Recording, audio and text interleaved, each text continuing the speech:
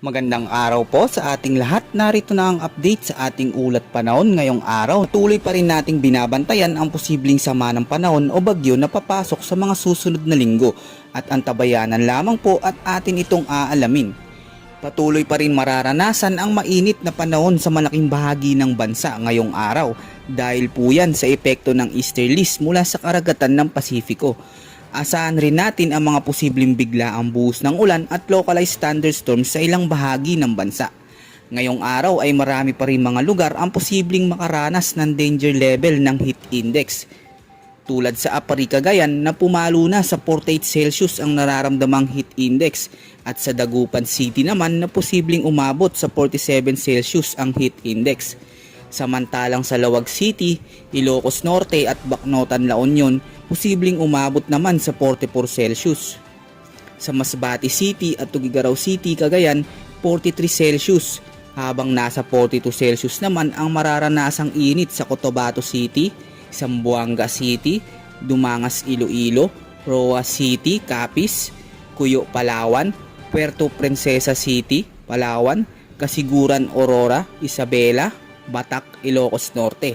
Dahil sa nararanasang matinding init ay sinuspindi na ng Manila Local Government ang face-to-face classes sa lahat ng public school ng elementary at high school ngayong Lunes. Ngayong araw ay patuloy pa rin ang malinsangang panahon sa buong bahagi ng Luzon.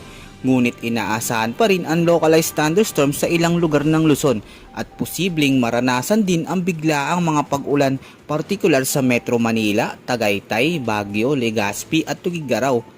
Samantalang sa Visayas at Mindanao area ay mataas ang tsansa ng mga pag-ulan at pagkidlat.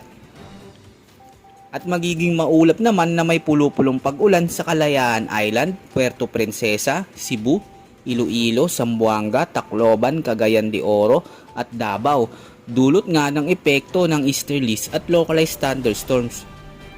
Samantalang patuloy nga nating binabantayan at minomonitor itong bagyo na posibleng pumasok sa loob ng PAR sa mga susunod na linggo. Dito nga ay makikita sa radar ang potensyal na pagkabuo ng sama ng panahon at unti-unting paglakas nito mula sa di kalayuang bahagi ng silangan ng Mindanao.